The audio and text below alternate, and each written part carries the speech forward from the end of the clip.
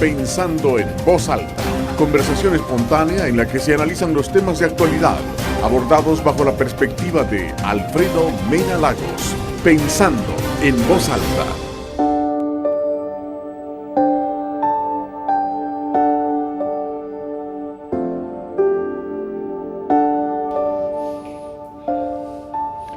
Buenos días, bienvenidos a Pensando en Voz Alta. Hoy estamos tres buenos amigos de Gloria Salguero y queremos que este programa sea un homenaje a ella, pero más que un homenaje a la persona, es un homenaje a lo que representó, que es el legado que ella le ha dejado no solo a nuestro partido, sino que le ha dejado a El Salvador y a la política en sí. Tengo el gusto de tener con nosotros a Hugo Barrera y a Roberto Ávila. Bienvenidos. Gracias, Alfredo. Estamos a la orden. Y te felicito tal la idea de conmemorar o hacer algo en memoria de Gloria Salguero a través de tu programa. Muchas gracias. Excelente. Un verdadero gusto y un honor estar y hablar y recordar a Gloria. Antes de comenzar el programa, quisiera leer algunos párrafos para mí que es de lo mejor que se escribió después de la muerte de Gloria, y lo escribió mi buen amigo Dagoberto Gutiérrez, que se titula Gloria Salguero Gross, una derecha en resistencia. Él escribe: siempre nos pareció muy lógica su presencia en la dirección del nuevo partido llamado Arena, en donde mostró mucha energía y terminante posición. Para nosotros era una política de derecha en quien se podía confiar, porque había aprendido a decir lo que pensaba y de tal manera que uno también entendía que había aprendido a pensar lo que decía. En ciertos momentos el tono de su voz parecía indicar ciertas posiciones irreductibles, pero una vez conocidos los caminos, era posible los entendimientos, y los imposibles quedaban ahí sin agravarse. Como diputado en la Asamblea Legislativa, la traté abundantemente como presidenta de ese aparato y descubrí su altísima capacidad de negociación, su trato comunicativo y su astucia. Por eso, todas o casi todas las leyes que se discutían fueron aprobadas por unanimidad. Gloria aprendió magistralmente el arte de convencer al adversario, pero sin perderlo. Hacía gala de esta capacidad, sobre todo con los diputados del FMLN, que invariablemente votaban por los proyectos de Arena. Su paso por la dirección de la Asamblea fue interrumpida con cierta tensión y confrontación, y vino la crisis al interior de su partido. Esta era inevitable por ser estructural y expresar las contradicciones en el seno de las clases dominantes. Gloria pertenecía a una fracción no dominante ni determinante en esos momentos, y su partido estaba siendo controlado, dirigido y apropiado por el sector burgués verdaderamente dominante. Y en efecto, se apropiaron del partido de derecha. Arena ha sido privatizado, fue la afirmación que Gloria usó para referirse al fenómeno político elocuente que mostró la apropiación del partido por los dueños del país. El pueblo y la sociedad en general no supieron que una nueva guerra había estallado en esos mismos instantes históricos, en que una nueva modalidad de confrontación se gestaba en los corredores más profundos y secretos de la sociedad. Era el terreno de la exclusión económica. Los partidos políticos renunciaron a hacer política y se transformaron en empresas. Las empresas del mercado pasaron a hacer política y a hacer de la política una mercancía. Todo este mundo de compraventa de dominio del precio y derrota del valor, fue una caverna a la que Gloria Salguero no aceptó entrar y organizó a su modo la resistencia y supo desplegar su capacidad de crítica desde la sociedad y desde la atalaya de las organizaciones sociales. Recuérdense que este artículo lo escribió un personaje de izquierda a quien respeto mucho y con quien no estoy totalmente de acuerdo, pero sí dice ciertas verdades. ¿Y quién más que estos dos invitados que comprenden lo que aquí se ha dicho para desmenuzar esto? Hugo, hagamos un poco de historia. Roberto es fundador constituyente y tú sos fundador de facto. Es una historia que comienza de antes que se fundara Arena. Hacíamos remembranzas de que cuando se fundó el movimiento nacionalista, luego el movimiento reformista y luego se consolidó en el FAN. En el FAN, el Frente Amplio Nacional. Y luego en Arena. Sí. Quisiera una remembranza de ese periodo, Hugo. Bueno, yo creo que después del golpe de Estado, aquí sucedieron una serie de situaciones que el país quedó un tanto a la deriva y la realidad del caso es que como los gobiernos eran estrictamente militares, no había mayores espacios para poder generar, digamos, una participación política. El que se quería meter tenía que meterse o al PCN o a cualquier otra cosa que era mucho más débil, ¿no?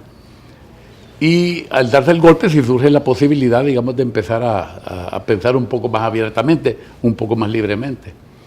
Y efectivamente nosotros estábamos, Víctor Meléndez, que hoy vive en México, Carlos Remberto González, por cierto, que fue de los fundadores del MRF, don Luis Mendoza, que era el líder de la pequeña empresa en aquella época, Arturo Mason y yo nos reunimos a platicar un poco sobre qué hacer y efectivamente empezamos reuniéndonos y escribiendo un poco de cosas. Por otro lado estaba el movimiento nacionalista que tú estabas en la dirigencia y cada quien a su manera empezamos a hacer un ensayo, digamos, de una participación política. Y yo creo que fue como un punto de partida bastante positivo porque al final y al cabo... Y bastante sano. Sí, sumamente sano. O sea, bien intencionado sobre todo porque estábamos pensando en la defensa de un sistema, pero un sistema mejorado. Incluyente, por supuesto. Y pensando también en la libertad, digamos, especialmente de los individuos. Debe hacer algo para que la gente, teniendo los elementos suficientes y necesarios preparatorios, pudiera desarrollar mediante su propia fuerza su vida y su familia en el futuro, ¿no? Y todo esto llegó a concluir, digamos, que después se formó el Frente Amplio Nacional, que ya fue una tendencia un poco más politizada, pero también hubo otro movimiento que fue bien interesante, lo que se llamó Alianza Productiva en aquella época, que fue lo que generó una participación casi de todo el empresariado salvadoreño, que llegamos a un momento en donde hicimos una reunión, por cierto, en el Gimnasio Nacional, en donde hubo se llenó, ahí caben, creo yo, por lo menos unas 15,000 personas, y para ese momento en la política reunir esa cantidad de gente era sumamente significativo. Se hizo. Aquí no estamos hablando ni de partidos ni de personas todavía que llegarían a ostentar un liderazgo, sino que simple y sencillamente la sociedad civil actuando, digamos, bajo un mecanismo de tener el derecho de participar en el futuro desarrollo del país. Después de esta reunión en el hotel, ahí surgió una cosa bien interesante, porque nos preocupamos enormemente, porque no siendo nosotros políticos, dijimos, pues esto ya parece partido político, ¿y qué hacemos? Y surgió una cosa bien interesante, nos reunimos en la Cámara de Comercio con 3 personas, Ricardo González Camacho, que Dios de gloria lo tenga, Nelson Segovia, también ya fallecido, y el doctor de Forti Magaña. Porque nosotros creíamos que ellos tenían algún gusanito político mucho más grande que el nuestro, ¿no? Y les dijimos, miren, aquí hemos hecho esto, pero realmente nosotros no somos políticos, somos gremialistas Y no, pero queremos ver si ustedes quieren hacer cargo de llevar adelante esta situación. Y efectivamente dijeron que sí. Y se dieron para tomar como punto de partida aquello. De ahí surgió ADE. ADE. Sí, eso fue unos días después que nos pidieron otra cita y para nuestra sorpresa nos dijeron, miren, la situación política en este momento es tan delicada que nosotros nos vamos a hacer cargo de manejar esta cosa, pero nosotros no queremos tener relación con la empresa privada. A nosotros fue una baldada de agua fría encima en ese momento. Yo aún ahora no lo entiendo, pero así sucedió y ahí surgió ADE, que fue a las primeras elecciones. Y como consecuencia de esa situación, entonces se empezaron a desarrollar otra serie de pláticas, algunas con la Democracia Cristiana, en donde participaba Tilio Vietes, también ya de grata recordación, Fidel Chávez Mena, Ovidio Hernández y Pablo Mauricio Albergue, reuniones que fueron, por cierto, en mi casa. Y tratando en ese momento porque ya estaban ellos prácticamente manejando el gobierno, y en ese momento decía, nosotros queríamos ver cómo se podía participar, no era cómo se podía oponer. Y al final les hicimos una oferta de participación y nos dijo, en esa época Tilio dijo, miren, ustedes lo que quieren es gobernar. Mejor les voy a dar un consejo, hagan un partido político. Y es más, un poco así, con cierta sorna, digo, y yo les prometo que si ustedes ganan, me paso con ustedes. Bueno, esa fue la última reunión que tuvimos, que por cierto eran en mi casa. Y yo les tuve que pedir con toda cortesía que se fueran, porque nos molestamos mucho con lo que nos dijeron, ¿no? Esto era una negativa rotunda. Y de ahí siguió la reunión, ya en ese momento ya Roberto Dawison ya aparecía en los programas de televisión, un semiclandestino, por cierto, hasta que llegó el momento en que hicimos clic con Roberto en varios de los movimientos que estábamos. Roberto llegó un día a hablar conmigo a la casa y me dijo, mira, quien lo puso en contacto conmigo fue Eda de Trabanino, por cierto, la esposa de Eduardo. Llegó y me dijo que él quería ver si yo participaba en el asunto del partido. Pues yo, claro que sí, con mucho gusto, ¿verdad? Y ahí fue como realmente comenzó la cosa. Se hizo el primer COENA, en el que Roberto era el presidente, el general Aguirre era el vicepresidente de ideología, y yo quedé como vicepresidente de organización, y el resto de gente que estábamos, el coronel Jarquín y otras personas más. Entonces, así fue como arrancó esa primera etapa de toda esta situación, que después ha venido a darnos grandes satisfacciones al haber ganado 4 veces el Ejecutivo, y también algunas insatisfacciones al haber perdido prácticamente todo lo que habíamos ganado en ciertas circunstancias, ¿no? Roberto, fíjate que Hugo, permíteme, no lo quiero introducir lo que tú vas a decir. Hugo ha dado una corriente de donde se formó Arena. Tú vienes de otra corriente que es la del movimiento nacionalista y FAN. ¿Por qué no nos cuentas? Sí, pero paralelo a lo que ha dicho Hugo, es interesante también que se conozca esto, porque eran movimientos paralelos. Correcto. Fíjate que en aquel tiempo yo era presidente. Yo no diría paralelos, sino que hasta cierto punto gemelos, porque porque buscábamos lo mismo. Sí, tenés razón, porque leerlos no habíamos. Sí. Está bien. Fíjate que en aquellos tiempos, sobre todo estamos hablando, Hugo mencionó el famoso golpe que fue el 15 de octubre del 79. El día de mi cumpleaños. Fíjate, en aquella época yo era presidente de una empresa multinacional de publicidad y mercadeo y vicepresidente internacional de esa empresa. Y con la anuencia de los directores en Estados Unidos, yo empecé a participar en ayudas para ANEP, por ejemplo, con Johnny Maldonado de Grota Recordación. Y de repente, bueno, a todo esto, pues andábamos en movimientos de FAN con Roberto, a quien yo conocí en la escuela militar cuando estuve en primer año, fuimos compañeros. Y un día se presentan en mi oficina Eddie Funes Harman, de ASI, estaba Roberto Quiñones, estaba Johnny Maldonado de ANEP, estaba el señor Nasser, de grata recordación, que fue asesinado, que fue presidente de la feria, Nico Nasser, y otras personas, con una preocupación. Ellos decían, bueno, ahorita no hay otra alternativa de partido que la Democracia Cristiana. El PCN estaba pues dividido y minimizado por el golpe. Y por otro lado, ellos habían ido a empresas nacionales de publicidad, Cuerdo Noble y Asociados, pero Noble y Asociados tenían nexos con México, lógicamente don Rubén Rosell era residente. Lo mismo pasaba con publicidad comercial de aquella época con Roberto Gil, y no querían comprometerse de lleno en la política del país, y tenían razón, sobre todo los ejecutivos que no eran salvadoreños, ¿no? Claro. Por lógica no podían participar. Pero Roberto, ¿qué hacemos? Primero, hicimos nosotros estudios de mercado y sesiones grupales que vinieron a aseverar que el pueblo salvadoreño en aquel momento, además de conservador, era caudillista y militarista. Eso pegaba dentro del perfil que estaba formándose alrededor de la aura, digamos así, de Roberto Dabuizón. ¿Me entiendes? Entonces dije, bueno, hay que fundar un partido. Este es el hombre que está surgiendo en la política, este es el hombre que está presentando la cara y que se está además consolidando como un líder anticomunista. Acordémonos que en aquel momento estaba la Guerra Fría en su auge. Entonces empezaron pues los movimientos también, llamémoslos hoy sí, hermanados a lo que ha dicho Hugo.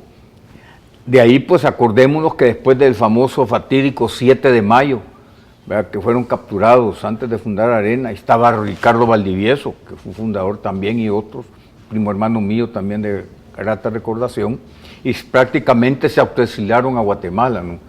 Y allá pues tuvieron contactos con la Marroquín, con personajes de derecha y de centro derecha de Guatemala, y se le empezó a dar forma al partido. También lógicamente había que, digamos, darle posicionamiento a un ícono conformado por la bandera, la marcha que fue hecha allá, me acuerdo pues con Patricia Valdivieso, Roberto Dabuizón, y se empezó a trabajar en ese posicionamiento. Por otro lado, cuando ya se funda el partido, acordémonos que Roberto quería fundarlo con 100 personas. No las conseguimos, ¿te acuerdas, Hugo? No las conseguimos. Y llegamos a 34 y 5 de ellos empleados de algunos de los que firmamos. Había miedo, había temor, pero lo hicimos en el protocolo del doctor Ricardo Ávila Moreira. Entonces, empezamos a trabajar, con Hugo amanecíamos, ¿te acuerdas, Hugo, en la oficina, coqueando conceptos, coqueando plataformas creativas para el lanzamiento? Y lo más simpático, por eso yo siempre he respetado y he apoyado el plan que concibió Hugo sobre la recaudación de fondos del partido. ¿Me entiendes? Para hacerlo que es más una lucha que él democrático, tiene desde hace, y que con los fundadores lo hemos apoyado porque es además de práctico, transparente y además posible de hacer. Pero ya vamos a entrar a eso. Pero, correcto, pero lo mencionaba porque acordémonos que Arena nació sin un apoyo que no fuese el de los fundadores y los constituyentes y fundadores de las 3.000 firmas y fundadores también como Hugo, que empezamos a trabajar, bolseándonos. Y lo simpático, Alfredo, teníamos bonos de $1 colón que compraban, ¿te acuerdas? Que compraban en el interior. La empresa, cuando vio que el movimiento era fuerte y venía, ya entró pues la empresa privada. Pero ya vamos a entrar a eso porque creo que es parte importante de lo que se quiere hacer, ¿verdad? Por aquí vamos a hablar de Gloria y es lo que quiero que nos concentremos en el próximo segmento. Porque sí, quiero que esto sea un homenaje a ella. Y después vamos a recoger esa bandera y de ahí vamos a hablar en el futuro.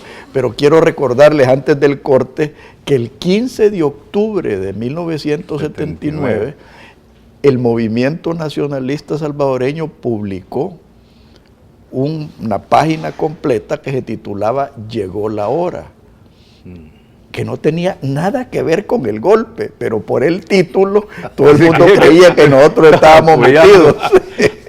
Es una de las tantas anécdotas. Por favor, no nos cambie, ya volvemos.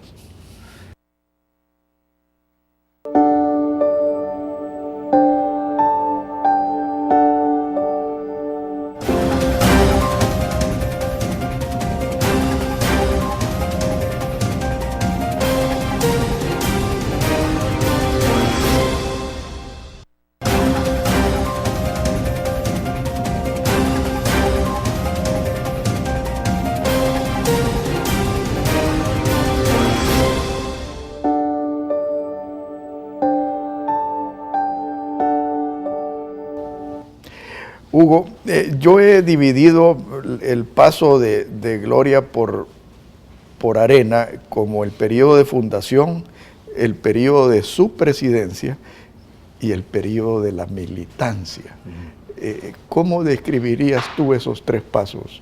Bueno, mira, primero, yo con Gloria, acuérdate que fuimos constituyentes los dos, diputados constituyentes. Y te voy a relatar una anécdota simpaticísima que sucedió el primer día que llegamos a la asamblea y que tiene que ver con el hecho de que todos éramos totalmente inocentes en asuntos políticos. Novatos. Novatazos. Entonces estaba platicando Gloria y yo ya en el Salón Azul, y en eso venía Fito Rey Prendes bajando, y cuando llega me saluda a mí y va a saludar de beso a Gloria. Y Gloria le dice, ¡no me toque! Pero de una forma bien violenta. Y el pobre Fito, todo achicadón, se fue. Entonces le digo a la Gloria, ¿cómo se te ocurre hacer semejante cosa? Aquí no estás ni en tu casa, ni en otra, estás en la asamblea. Aquí tenés que hacer de verdad otra cosa, tenés que comportarte de manera diferente. Bueno, le hice una gran bandeada, en pocas palabras. Bah. Hasta le salieron las lágrimas un poco a la Gloria. Al día siguiente, estamos otra vez platicando de la misma manera con la Gloria, y venía Rey Prendes bajando. Entonces, cuando vio que estábamos así, mejor agarró para otro lado. Entonces viene la Gloria y le dice, licenciado, venga, ¿qué le pasa que no saluda? Total que lo confundió más todavía. Pero esos detallitos de cómo ella fue reaccionando ante evolucionando completamente nueva, pero rápido. Sí. Y yo te digo una cosa, lo que dice Dagoberto Gutiérrez ahí en ese papel es absolutamente exacto. La Gloria tenía una capacidad de poder sentarse a platicar para negociar cosas positivas para El Salvador, correcto, no para su bolsillo. Envidiable, impresionante. Y eso es quizás uno de los méritos más grandes que ella tuvo, porque es cierto, gracias a ella el país avanzó en democracia. Eso es totalmente cierto. O sea que yo creo que Gloria tenía condiciones que eran natas en ella, pero que ella misma las había descubierto hasta que le tocó las grandes oportunidades de desempeñar cargos verdaderamente importantes y determinantes en la política nacional del país. O sea que yo creo que ella en todos los aspectos, además que tenía una capacidad de madurar, como vos dijiste, o de captar cosas rápidamente y corregirlas sin sentirse mal, ¿verdad? Al contrario, ¿verdad? Hasta te podía hasta agradecer una situación de esa que tú se la hicieras notar. Yo creo que la idea tuya de este programa es realmente más que merecido. Y a mí me halaga enormemente, en beneficio de la memoria de Gloria, por supuesto, que una persona de un pensamiento tan distante al de Gloria se haya atrevido a publicar lo que ha publicado, porque realmente eso tiene muchísimo, muchísimo valor y mérito, ¿verdad? Para Gloria y para el mismo Dagoberto también, por haberlo hecho. No, y para el país. Sí. Pasemos a la militancia, porque yo en este guión quiero hablar del futuro de los fundadores. Pero permitidme, quisiera saber qué es lo que piensan ustedes del periodo de la militancia de Gloria, porque creo que ese periodo tan positivo y tan bueno comienza con la frase, Arena se privatizó. Bueno, mira, primero sí quisiera decir algo en referencia a Gloria, lo que Dagoberto ha escrito, pero también me quiero referir a algo, solo para que veamos cómo era de respetada y querida por los adversarios políticos, porque yo de ella aprendí que no son nuestros enemigos, son salvadoreños como nosotros y adversarios políticos que hay que derrotar por la vía del voto. Hay que convencerlos. Convencerlos además, ¿verdad? No solo es vencerlos, sino que convencerlos. Entonces, pero también tenemos que corregir muchas cosas. Cuando Gloria entra en la política, en el partido, hasta forzada por Roberto, porque él tenía su duda, teníamos una Gloria Salguero que había sido arrastrada por la vorágine de la reforma agraria, perdió mucho. Sí. Y tenía también, digamos así, 2 escenarios donde librar 2 batallas, porque como mencionó Hugo lo de Fito Rey Prende, ella tenía, digamos, ese resentimiento político en contra de la democracia cristiana por los efectos devastadores de la reforma agraria, pero también en su corazón no solo estaba anidado, sino que estaba con pleno convencimiento y fuerte ese espíritu anticomunista de no permitir además que el país llegara a formar parte de la órbita soviética. Por lo tanto, ella tenía, digamos, esas 2 batallas que estaba librando. Y sin embargo, ya ves, cuando hace unos años la declararon en la Asamblea hija meritísima de El Salvador, a mí me impresionaron las palabras de Lorena Peña para Gloria, ¿entendés? O sea, era un reconocimiento a su, llamémosle, espíritu conciliador y además un nacionalismo puro, que era respetado. Yo creo que también dentro de lo que es el grupo de fundadores constituyentes, de los cuales ya quedamos unos 14 y unos 11 todavía activos. Sin alusiones históricas. Sin alusiones históricas, naturalmente. Muchos fallecieron. Corremos los de René Goudol, Miguel Mason, Mario Redaeli, y así varios pues que nos abandonaron en su momento, están con Dios. No nos abandonaron, partieron. Partieron. No, por eso dije, nos abandonaron para estar con Dios. Entonces, siempre estuvimos nosotros reuniéndonos para hacer análisis y autocríticas del partido. Pero sí yo quisiera decir algo, Hugo, y creo que no me vas a desmentir. Siempre se tuvo a Gloria como una luchadora que decía de frente las cosas y lo que pensaba. Sin embargo, yo que estuve bastante cerca de ella, me decía, Roberto, yo antes de hablar he hablado con los expresidentes del partido, con el COENA de turno, y cuando veo que no soy escuchada, es que ocupo la palestra pública. En otras palabras, practicaba aquel concepto de que los trapos sucios se lavan en casa, pero si no te lleva el agua del anda, tenés que ir al río, ahí te los van a ver. Entonces, aclaro esto porque siempre que ella denunció algo públicamente y constructivamente lo hizo, por su partido, por su país y porque no fue escuchada. Nosotros ahorita como fundadores, esto ha sido un golpe duro. Hemos perdido, igual que el país y el partido, una gran mujer, una inspiradora, además, ¿verdad? A quien hay que... Pero también nos sentimos devastados al mismo tiempo por esta sorpresa, ¿verdad? Digamos que siempre mantenemos lo que mantuvimos con ella, y es el concepto de la institucionalidad dentro del partido, la constitucionalidad en lo referente al país, la transparencia, el derecho y sobre todo la personalidad. Hugo, hablemos un poco del futuro, porque yo creo que Gloria enarboló una bandera que todos compartimos. Nos hemos reunido contigo en varias ocasiones, y creo que esa bandera la debemos recoger Me gustaría que tu interpretación de esa misión que nos queda por delante. Sí, por supuesto. Mira, ya esta sería como un segundo momento en donde hemos perdido a un líder, digamos, primero el caso de Roberto Dawison, y que no hay ninguna duda pues que todo el ideario de Roberto se ha sostenido, se ha mantenido, con algunas desviaciones que habrá que corregir, pero hemos ido adelante, ¿no?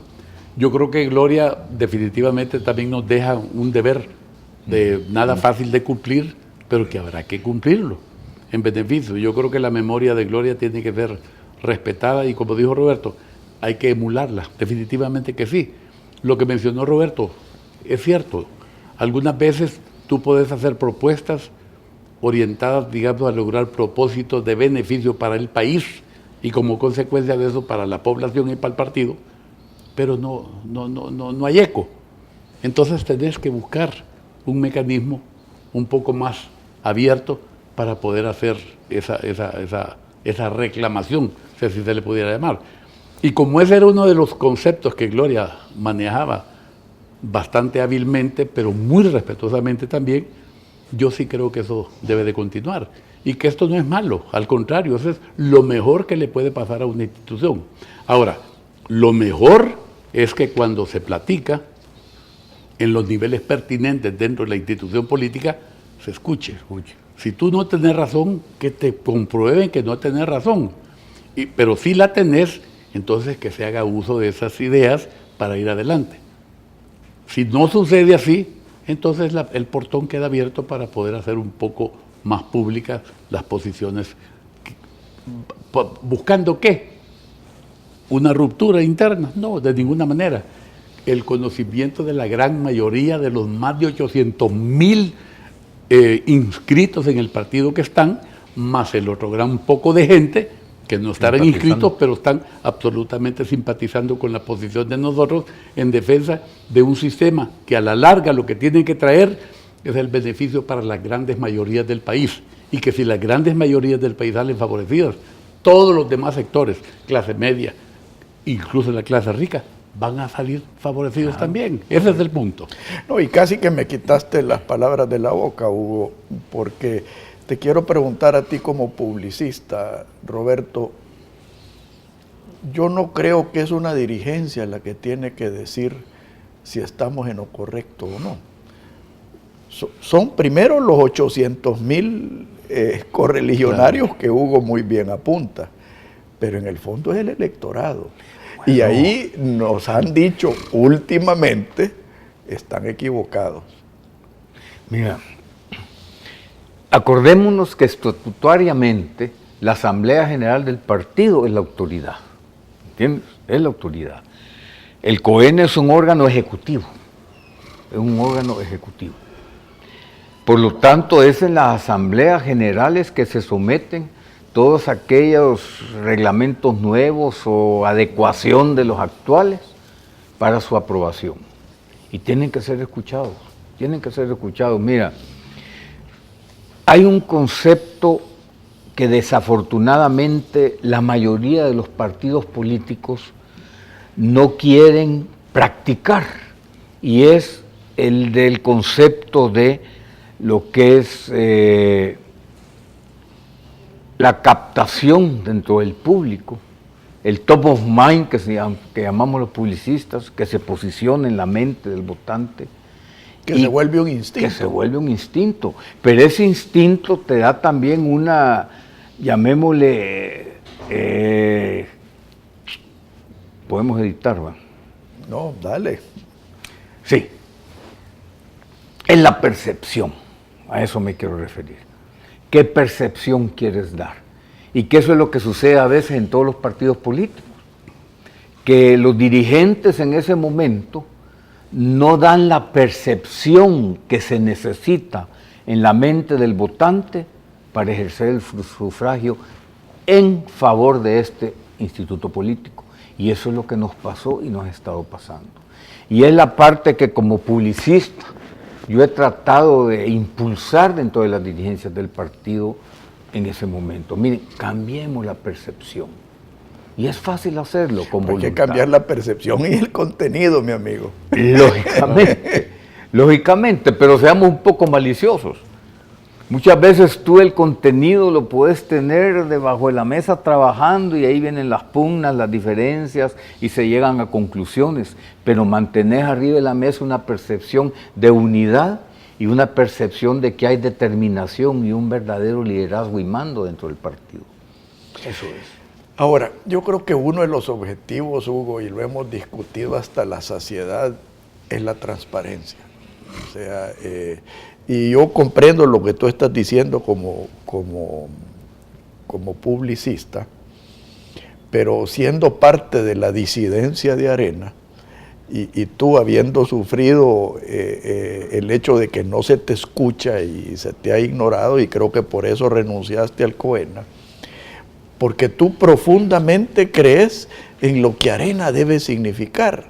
Y yo siempre he creído que Arena debe significar la movilidad social, la movilidad económica, la movilidad política. ¿Y qué se necesita para eso? Estar al lado del pueblo. Claro, no estar al lado de intereses especiales que muchas veces riñen con los principios que el partido supuestamente representa. Entonces, ahí es cuando yo difiero un poco de tu tesis en que hay que mantener la apariencia. No, es que no es la apariencia, quizás me malinterpretas, es la percepción, pero lógicamente esa percepción tiene que estar bien sustentada por la transparencia y por el liderazgo, que es lo que dije yo al final. En el próximo segmento vamos a hablar de eso. Por favor, no nos cambie, ya volvemos.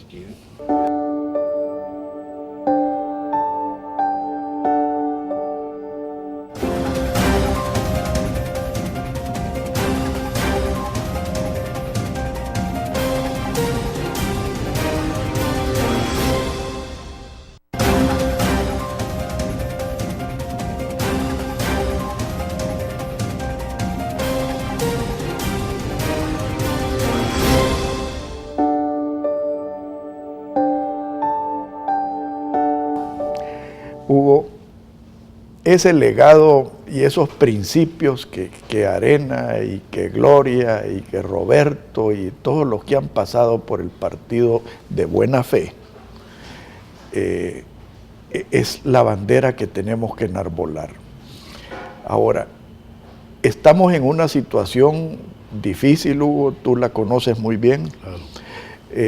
Una situación en que tenemos que hacernos un examen de conciencia y en realidad contestarnos con toda sinceridad. O sea, si Arena o la dirigencia de Arena, porque yo no debiera hablar de Arena, están respondiéndole a las necesidades del país.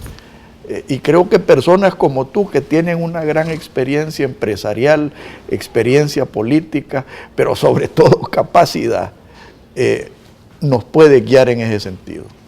Bueno, mira, yo en lo particular creo que como partido político, no voy a hablar de los 4 gobiernos, porque el primero era una cosa fuera de lo normal, estábamos en guerra, Cristiani logró resolver esa situación, y eso yo lo pongo a un ladito, pero en los otros 3 gobiernos, que era cuando ya no estábamos en guerra, sí creo que no hicimos totalmente lo que pudimos y debimos haber hecho para que la solución a la problemática social del país fuera más acelerada. Eso creo que es un pecado nuestro que debemos de reconocerlo y estamos a tiempo de poderlo corregir. Sobre todo hoy, en donde ha habido ya también 2 gobiernos de la parte, digamos, contraria a nuestro pensamiento, en donde a todas luces hay situaciones que no tienen nada, absolutamente nada que ver con el desarrollo de la población, ni con el desarrollo del aspecto económico del país, ¿no? Y que en alguna forma, digamos, la situación ha ido empeorando día a día, especialmente el tema de la inseguridad y la violencia de los grupos de las maras.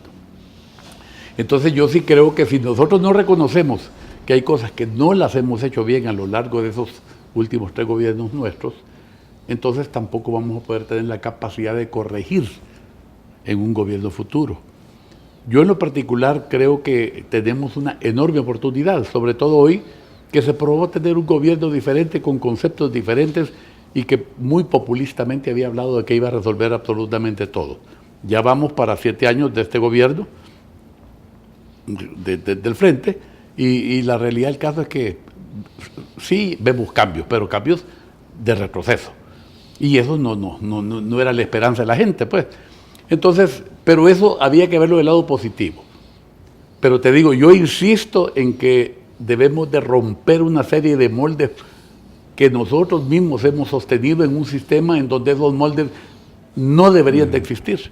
Porque si tú los seguís sosteniendo, entonces no puedes hacer lo que conviene para la mayoría de la población, en el campo, en la ciudad y en todo aspecto, ¿verdad? El tiro tiene que ser orientado a que la clase pobre tiene que ser disminuida y la clase media tiene que ser aumentada.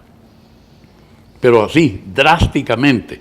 Y eso solamente lo vamos a hacer si logramos promover adecuadamente empleo, si esos empleos tienen salarios dignos, si las condiciones de trabajo son las adecuadas, pero especialmente si desconcentramos todo ese montón de actividades económicas que están entre San Martín, Lourdes Colón, Apopa y Olocuilta. Y si llevamos desarrollo, empleo importante a Chalatenango, a Morazán, al norte de La Unión, al norte de San Miguel, a Huachapán, etcétera. Y si fomentamos la inversión, ¿verdad? Es que por supuesto, porque no vas a sacar lo que tenés aquí para llevarlo para allá. Tenés que promover las inversiones. Fíjate que en ese tema son las cosas que nosotros debemos de pensar porque están directamente relacionadas y armonizadas con nuestra forma de pensar. Pero ¿cómo es posible que cuando las inversiones extranjeras aquí deben de ser de lo más importante y lo más determinante, no tenés un ministerio para el fomento de las inversiones en El Salvador, sino que tenés una babosadita que se llama Proesa por ahí, arrinconada, que nosotros mismos no la manejamos adecuadamente. Que a veces se ha convertido en negocio. Posiblemente. Pero, Roberto, haciendo eco de tu tesis de la percepción, perdóname que esté fregando con esto porque es importante y tú como publicista lo sabes. La percepción que proyecta Arena y está proyectando el frente. Y yo creo que Dagoberto Gutiérrez lo dice porque él dice que el FMLN ya no es un gobierno de izquierdas, es un gobierno de derechas. Y entonces allí es donde yo voy a la tesis que yo he venido sosteniendo, que hasta cierto punto el Frente y Arena se han convertido en dos espejos viéndose el uno al otro. Y gracias a Dios, el Frente está tomando la ruta contraria de lo que está queriendo empezar a hacer Arena.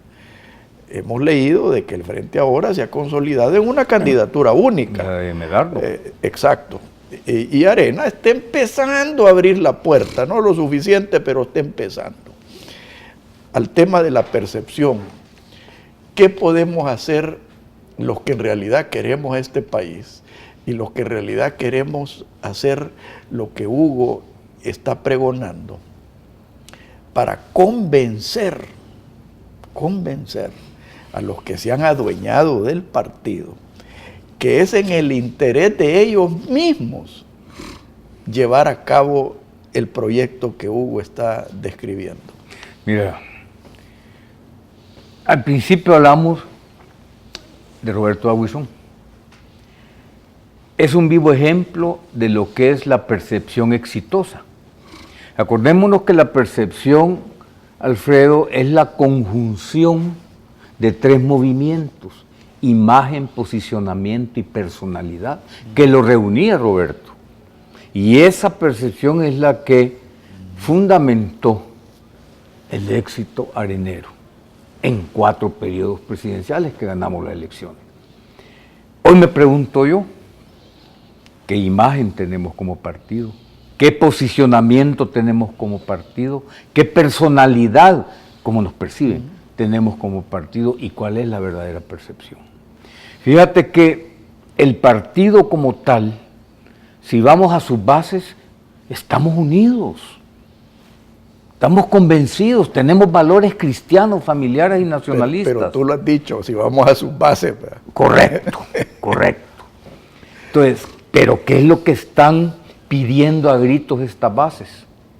que se manifieste un verdadero liderazgo, que nos lleve al triunfo del 2018. Yo todavía no pienso en el 19, claro. No hay que pensar en el 19, ¿verdad, Hugo? Porque nosotros sostenemos la tesis de que tenemos que llegar a 43, 44 más diputados. Si no, mejor vámonos a tomar café a Antigua Guatemala, ¿verdad? El que pueda, en esos momentos. Entonces yo creo que las personas a las que, o empresas a las que tú hiciste alusión, tienen que convencerse verdaderamente a dónde quieren llevar el país, no el partido. Porque eso es lo importante. A dónde quieren llegar ellos mismos como empresarios, ¿me entendés? Porque claro, como empresas es un signo exitoso tener inversiones que en Panamá, que en Nicaragua, que en Guatemala, pero aquí, mantener las que se tienen y tímidamente un poquito más. Pero ¿qué pasó con esa masa de salvadoreños a las que hizo alusión Hugo antes también? ¿Cómo se van a beneficiar? ¿Cómo se están beneficiando? Mira lo que está pasando con el impuesto a las comunicaciones. Nada menos ayer que estaba en el banco a la par sentado con unos señores que se veían que eran señores humildes, y decían, se van a pasear en nosotros, hoy vamos a pagar hasta por tener cable, por tener esto, por tener otro. Entonces, hagan algo. Cuando me decían hagan algo, se referían a los areneros y lo que yo representaba en ese momento, más que andaba con mi pimba. Te puedo decir pues que yo realmente le diría a estos queridos amigos y parientes inclusive, que reflexionen en un autoexamen de conciencia, a dónde quiero llevar a mi país. Hugo, volviendo al principal tema de este programa, que es un homenaje a Gloria, Roberto mencionó, siempre en su concepto de percepción, mencionó la palabra personalidad. Y yo creo que Gloria encajaba en su personalidad lo que tenemos que hacer como partido. O sea, dar esa percepción de ser incluyente, dar esa percepción de ser dialogante, dar esa percepción que queremos a El Salvador, pero no solo nuestro El Salvador, sino que todo El Salvador. Totalmente de acuerdo. Yo creo que además de dar la percepción debemos de hacerlo así concretamente. O sea, que la gente sienta que no estamos hablando de manera populista o haciendo ofrecimientos de cosas que no se deben. Ni mucho menos engañando. Claro, engañando a la gente. Estamos hablando de que nosotros debemos de hacer un esfuerzo bien grande y no es un invento nuevo ni es una idea nueva. Si estas cosas ya se dieron en otros momentos en El Salvador. Fíjate que durante los años 60 al 80 hubo aquí un plan que se llamaba la Ley de Beneficios de Fomento Industrial, por ejemplo, que es cuando El Salvador se llenó de fábricas por todos lados. Y no solo El Salvador, Centroamérica entera, porque habíamos hecho el mismo mecanismo para todos los países. Con el motivo de la guerra que hubo... de la guerra con Honduras. No, de la guerra de la guerrilla, digamos así. La estrategia de ellos, al principio estaba orientado, digamos, a romper el mecanismo económico del país para que por debilidad económica tomaran el poder. Debido a asesinatos de gerentes, de presidentes como Matsumoto, de Incinca, las inversiones aquí ya no vinieron, pero más grave aún, 726 empresas grandes, la más pequeña con 500 trabajadores y la más grande con 8,000 trabajadores, que era Texas Instruments, se fueron del país. 726 empresas. Imagínate, ¿quién produjo eso? Nosotros no.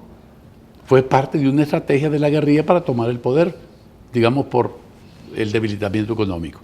Ni así lo lograron, esa es la realidad, pero el daño lo hicieron, que todavía persiste. No fue la guerrilla, ni fue la democracia cristiana, fueron los militares de aquel momento que hicieron la reforma agraria. Mira, ¿qué es lo que ha pasado el país que nos hemos convertido como en el número 30 productor de café cuando éramos el 5º productor de café del mundo? Todas esas cosas no las hicimos nosotros, alguien más las hizo, pero están afectando a la población actual y a la que existía anteriormente, en términos generales. Entonces, por eso es tan importante, ya que el Frente, a través de la firma de los acuerdos de paz, tomó la determinación de incorporarse a un proceso democrático, mediante el cual, a través de las elecciones, puedes optar al poder, que ellos lo han logrado ya, es de sentarse a platicar, pero no a platicar de manera mentirosa, digamos. Ni a las espaldas del pueblo. Sí, sino que hablar claramente cómo entre todas las fuerzas políticas, especialmente entre las dos grandes fuerzas políticas del país que tienen votos suficientes en la Asamblea para hacer lo que sea necesario en beneficio de la población, se llega a elaborar un plan en donde todos nos sintamos bien, especialmente la población, ¿verdad? Hay muchas cosas que nosotros debemos de conceder y hay otras cosas que debe de conceder el Frente. Ahí es donde hay que sentarse a platicar sobre este tipo de cosas. Pero si eso no se hace, lo que va a pasar es que la población va a seguir padeciendo enormes vicisitudes. Pero si eso se hace, posiblemente en relativo corto plazo, tal vez 5 o 10 años, las cosas aquí van a recuperarse de tal manera que recuperemos el liderazgo que El Salvador ha tenido toda la vida en Centroamérica. Roberto, ya casi como para terminar, a mí sí me interesa qué es lo que va a suceder con los fundadores, porque yo, y espero no ser muy duro con lo que voy a decir, ojalá que los fundadores se unan por los intereses del Salvador y no por los intereses de los dueños del partido. Y perdón la franqueza con que lo voy a decir, porque hay fundadores de fundadores, ¿verdad? Y espero que el liderazgo, yo considero a Hugo un fundador, aunque no firmó, se consoliden sí, firmó. Dentro de las primeras 3.000 firmas está Hugo, si no la segunda o tercera. Refuerza mi tesis. Que los fundadores se concentren en la visión de país y visión de partido que hemos hablado. Y eso va a depender de los liderazgos internos adentro de los fundadores. Mira, primero quiero recordarte que en la Comisión Política tenemos 2 fundadores, Ricardo Valdivieso y Alberto Bondanza. Y tu servidor, que fue juramentado en la asamblea que tuvimos hace unas semanas, como magistrado suplente dentro del Tribunal de Primera Instancia del partido. En otras palabras, se puede decir que tenés 3 fundadores dentro de la cosa partidaria, lo cual lógicamente ten la plena seguridad, y así ha sido en la Comisión Política hasta hoy, que estamos siendo escuchados y estamos colaborando y estamos vigilando. Yo creo que el legado de Gloria Salguero tiene que seguir siendo nuestra inspiración, nuestra obligación, ¿entendés? Es más, como digo yo, Gloria, mi amiga, mi hermana arenera, voy a repetir las palabras que ella repetía cada rato. Primero El Salvador, segundo El Salvador, tercero El Salvador. Y esa debe ser nuestra fuerza, esa debe ser, digamos, el pegamento que nos mantenga unidos. Y también te voy a decir, tú dices, hay fundadores, de acuerdo, de toda en la vida del Señor, pero gracias a Dios sí mantenemos una conversación y un diálogo entre nosotros para evitar que algunos fundadores dejen de ser muy fundadores, ¿verdad? Y sobre todo hablar las cosas claras. Y cuando se ha dicho algo en la Comisión Política, o se ha propuesto algo, se ha apoyado algo, ha sido también previamente consensuado entre nosotros, ¿verdad? Y vamos a seguir con eso. Mira, yo creo que el partido debe seguir los ejemplos del PP. Tú conociste a don Manuel Fraga, 90 y pico de años, se fue a retirar al Ferrol, yo allá lo fui a ver una vez, pero sí seguía siendo respetado y consultado por los líderes de ese momento, el PP.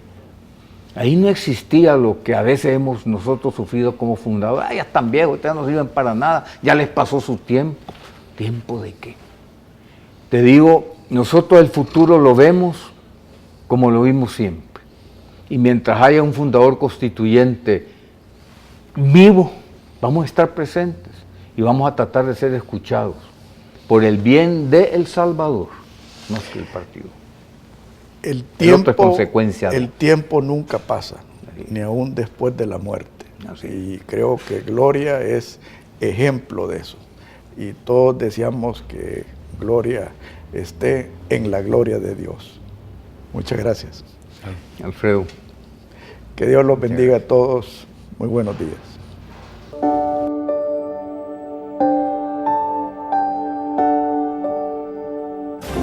Esto fue Pensando en Voz Alta, conversación espontánea en la que se analizan los temas de actualidad, abordados bajo la perspectiva de Alfredo Mena Lagos. Pensando en Voz Alta.